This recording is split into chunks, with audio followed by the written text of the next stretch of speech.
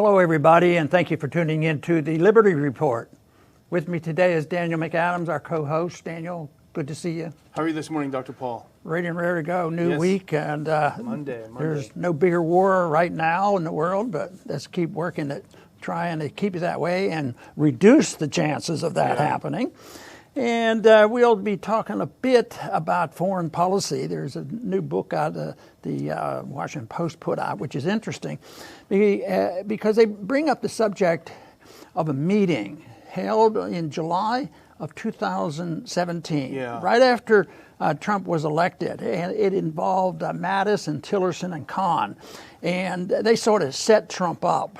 They thought, this guy needs educated, and they did sort of a tutorial for him, which the whole principle, if it had any idea who Trump was, he didn't need a tutorial on what he believes. So they put this up, and it's all to teach him how to rein in his foreign policy. Not that his foreign policy was without flaws, and not that his diplomacy was without flaws, but what they were doing was just sort of crazy. Bannon was there, and when the meeting was going on and this lecturing going on, Bannon, they quoted him as just cringing, at it. But it's interesting. That's almost 3 years ago now, and it just sort of broke out with a book coming out.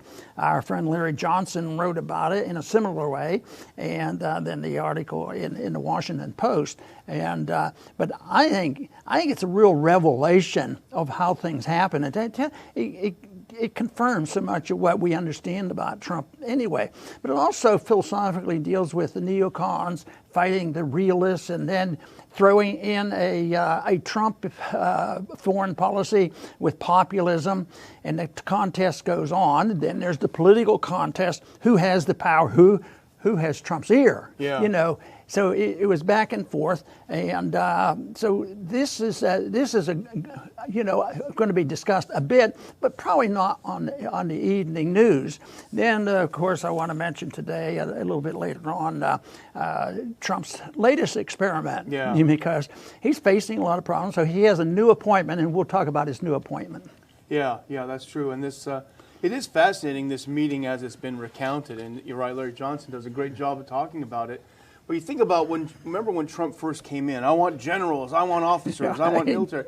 And I think it may be his lack of experience with the military, but in his mind, to get a bunch of officers in here, they know how to get the job done, and get these wars won and over with. He doesn't realize, and I think our other friend, Colonel McGregor, would have schooled him well, which is that these guys are yes men. That's how they get to be generals. Not by winning wars, by yes, being political. And there's way too many of them, as the Colonel said at some of our conferences. So he thought he was getting the warriors coming in here to take care of business. It turns out they sat him down, Jim Mattis, the general. He ordered the president. Yeah, exactly. They sat him down and said, NATO's great. You gotta love NATO. And I think the recollection was that they could see steam coming out of Trump's ears. He was getting frustrated and furious. He said, "What are you talking about? NATO's a bunch of losers. They don't pay up." And then he went off on the generals. You're a bunch of losers. You don't know how to win anymore. You don't know how to win wars anymore. And you're a bunch of dopes and babies. You can imagine the perfumed princes. And here's what Johnson's taken. I think it was a good take. He said, Trump's bad and crazy, deranged individual because he didn't want to continue the failed policies of the last 20 years.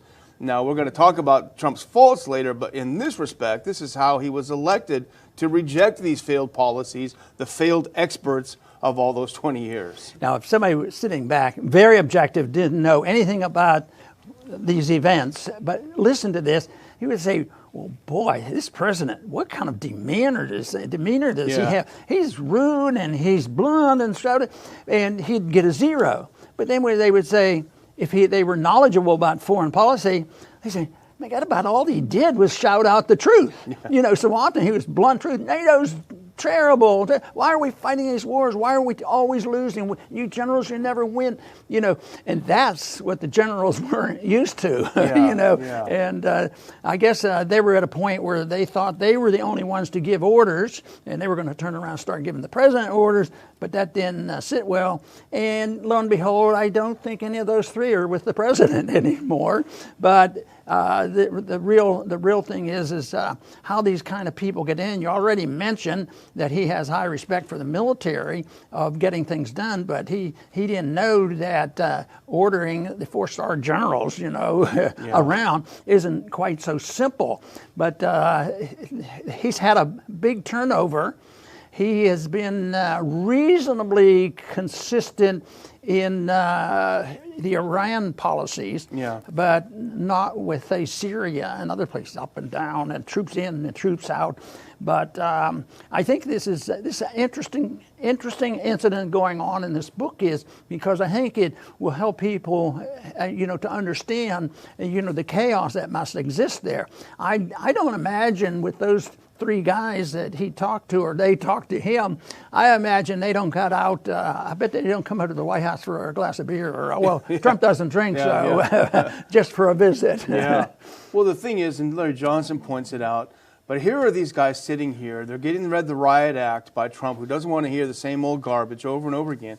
But as Johnson pointed out, they didn't resign in protest. They didn't say, hey, you called me a dope and a loser, I'm out of here, forget it. No, they stayed in their positions, and they stayed there, and Johnson says, and I think we would agree, in a dishonorable way, did their best to undermine Trump at every turn of the step of the way, so... Well, do you think that represents the fact that the generals they have a president that's independent-minded, and he's all over the place, but the generals still are listening to the deep state and the military-industrial complex, and they figure these guys are the backup guys, and they have to do this. So they felt that, how the Democrats now are doing their constitutional duty, to appease the president, this sort of thing. And they felt, responsible, I think, to try to teach Trump something. But I don't know how long that took until all 3 were gone, but the first year was in and out, and even now, can Trump say, well, I finally got my team together, because this new appointment I think we need to talk about too, Wurmser's coming into the administration. And I know you understand what Wurmser was all about, and I understand it, and we remember him well, because his reputation was that he was the architect. There were a bunch of architects, but he was the big one. He pushed it, and his whole theory was, you just bomb them to smithereens, and the people will rebel. We won't need ground troops, and the people will be on the side of the Americans who are bombed and killed so many people. And he still believes this. And he never admitted that there could have been a mistake. At least Trump knows those wars were horrible. We're just trying to make sure that Trump doesn't slip into another one, because he's not consistent in the way he designs policy. And you answered the question, Daniel. Why does he hire a guy like Wurmser? Is he pressured, or is he asleep, or does he think he can educate him? I don't think anybody has the answer for that. Yeah, I have some thoughts on it, but I do want to go back to something you said, because you brought up the issue of the deep state and whether these guys were sticking around because they were representing the interests of the deep state and they didn't dare let go. And I think that's a good point. And Johnson also talks about it in his piece, because he says inadvertently these Washington Post writers who wrote this book, and it's supposed to show that Trump's crazy, and it's called A Stable Genius, they expose their own biases, and I would say their adherence to being the media arm of the deep state. And here's a quote from the book when Trump basically said, you guys are a bunch of losers, you're crazy. This is the book. Rather than getting him to appreciate America's traditional role in alliances, Trump began to tune out and eventually push away the experts who believed their duty was to protect the country by restraining his more dangerous impulses. That says everything. And that means the generals had no idea what Trump was all about, and they had no idea about Trump. And Trump is an expert compared to most everybody else in Washington. He sensed and he knew how the people would respond to that. People are tired of these wars, and everybody thought that, all this killing and money spent and everything was just atrocious in the last 10 years. So he was tapping into something that was very popular, but I don't think the generals had any idea about that. And yet, I think Trump probably is going to go down as pretty shrewd. If he comes across with a big victory this fall, they'll write about his fantastic victories. And I see it as specialized targeting of special interest groups. Whether it's right to life, which just who would have ever expected this to happen? Yeah. And then there's he doesn't really offend the military-industrial complex. No. He might bug these generals, but he spends more money than anybody else. Money's flowing, yeah. So it's but he's still there with them, and I think, and he has all the pro-gun people with him. So even with his anti-gun policies. Yeah, no, he was shrewd enough to bring these groups together. Now, we like to think of ourselves as a primary principle that we adapt to all incidents, and that is non-aggression and peace.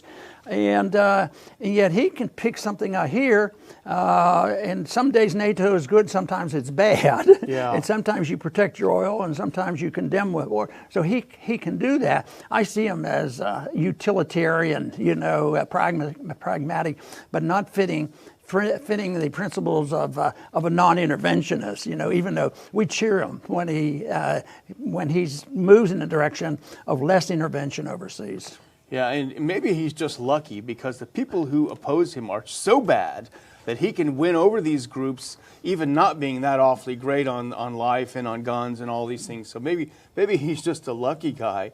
But we talked about Wurmser, David Wurmser. He's not a paid advisor; he's an unofficial advisor, and this is something that was originally reported in Bloomberg by Eli Lake, who's a neocon, picked up by John Swartz in The Intercept on January 16th about Wurmser having Trump's ear on Iran, which is very bad news indeed.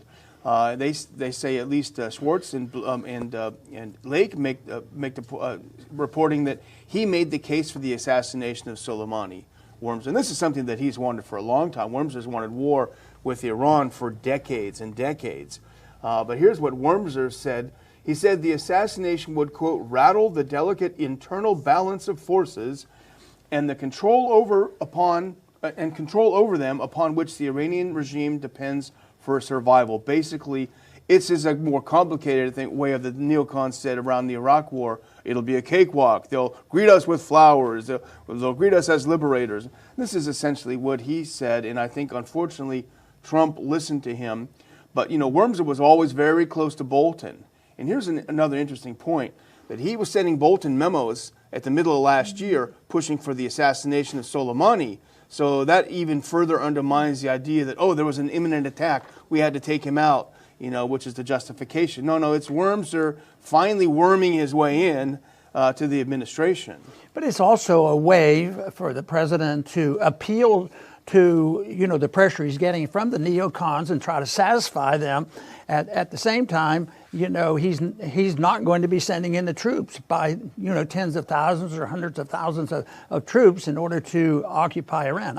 He's not planning it. It's not going to happen. And I don't think anybody, even the neocons, are starting to realize how foolish that was. Even though they got away with it in Iraq and nearly had a catastrophe, with Syria getting involved.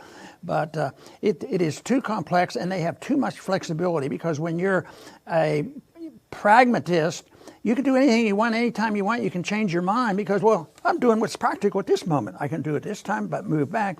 Never this whole principle of, what we should be is defending this country and getting along with people. And instead of looking for another fight, and I think that too often is what happens, because then you have pure old politics getting involved too.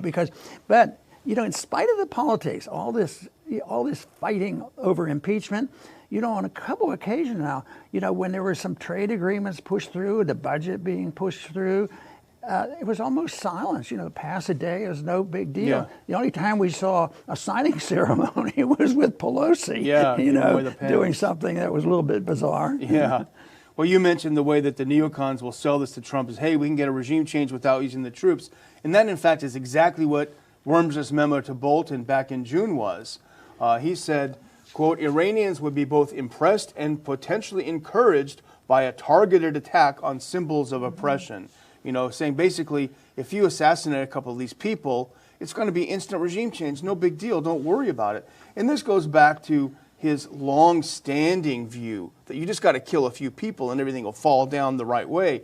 He's one of the authors of the 1996 strategy paper for incoming Israeli Prime Minister Netanyahu, A Clean Break, which is a famous document. And basically what they advocated, he and a group of other neocons, they advocated that Israel, and probably the United States too, would make preemptive strikes against Iran and Syria. They got to take out Saddam Hussein. This is what they were arguing way back in 1996. And then in 99, and then after 9/11, his big idea, respond to the al-Qaeda attack on the U.S., was, quote, we need to hit non-al-Qaeda target like Iraq to get back at al-Qaeda for attacking the U.S. So basically, no matter what the situation is, you got to assassinate people, and you got to bomb people, and you got to attack people, and everything will fall down the right way. Well, how well has that worked? And he also mentioned that article about how we reacted to 9/11, and we've used this example many times. How did it do with the Americans? The people come in and they bomb us, and kill a lot of people. Did America came together? Yeah, exactly. Especially at the beginning when we had no idea what's going on. I think it was probably more unified than ever. Then all of a sudden, what he pointed out was, he says the American people didn't get up and say, what we need to do is impeach or assassinate the president. Yeah. There needs to be a revolt against our government for allowing this to happen. Of course, we were, trying to sort this all out and say, well, our government did some things unwisely, their foreign policy, and we talked about blowback. But that wasn't the issue then. It was pure emotions and payback and deliberate. But for us now to turn around and say, and we didn't learn a lesson like that, we'll do this, and it'll just be for victory. So they must be able to, deceive themselves to an extent that it doesn't even exist, and we don't have to deal with reality. And they just push it into some corner of their brain where they ran out of space and they don't even use it anymore. Well, even just recently, he's wrong again. He says this assassination is going to really encourage the Iranians. Yeah, it did. It encouraged them, like you said, the largest funeral probably in the history of the world. Millions and millions of people attending the funeral of Soleimani. It really coalesced people's support for the government. So anyway, it's really a shame that Trump is listening to someone like Wurmser, who was talk about a loser. Trump, you don't like losers. This guy's a loser. Anyway, I would just close by saying over the weekend we put out another update from the Ron Paul Institute, Guaido's last ride, about Juan Guaido, the person that Mike Pence picked to be president of Venezuela. We'd like to encourage you, in addition to subscribing to this YouTube channel, also go to ronpaulinstitute.org. Subscribe to updates there so we can send you exclusive updates that we write only for our subscribers. And of course, again, we never share, rent, sell, give away, put on paper airplanes and fly off the building, anything your personal information or address. So it's secure with us. So please sign up so we can keep in touch. Very good. Yeah. Thank you. I want to follow up on this idea about Trump's ability to appeal to special interest group. And he just talked this weekend to a agriculture group, big one. And he's looked with favor for putting on tariffs and things like this. But the truth is it's even already been said that some of this tariff warfare going on hurt a lot of farmers, and a lot of farmers are in trouble. But he's still, very, very positive. It's going to come, and there's a lot of trust still in with Trump on the agricultural policies and all the protectionism. But what I see subtly that's what's occurring is in foreign policy. I think we're losing a lot of ground. I think we're losing a lot of credibility. I don't think we have real victories, because real victories wouldn't be interpreted by, more troops on the ground and assassinating leaders. So I think that the people around the world are getting disgusted with that, and they're challenging us. They're challenging our dollar. They would like to even more. But the one thing that nobody can stop from coming is the correction in economic policy. Once you spend way too much money, run up huge deficits, monetize the debt, distribute the wealth poorly by making the rich richer, and not upset a lot of people, and then have an economic crisis. So we will have that economic crisis. It could come, with a foreign policy crisis. It could come before the election, and all odds are off then. I quite frankly don't think that a big event will occur before November, and even if it occurs in September or October, it probably won't, squelch all of Trump's plan. So it may come later, but to me that's irrelevant, because long term it doesn't matter. The foreign policy is bipartisan. The financial system and then deficit spending and the Federal Reserve, that's all bipartisan. And the members of Congress, can't even keep up. They can't even read these bills, these huge bills. They come up, the budget came up. It's huge. Nobody reads it. It goes to conference and major things happen in the conferences. So it's totally out of control. There is a degree of autopilot on what happens to a system when they take away people and the people's liberties. They spend the money and think they can solve all the problems, and we can bully people around.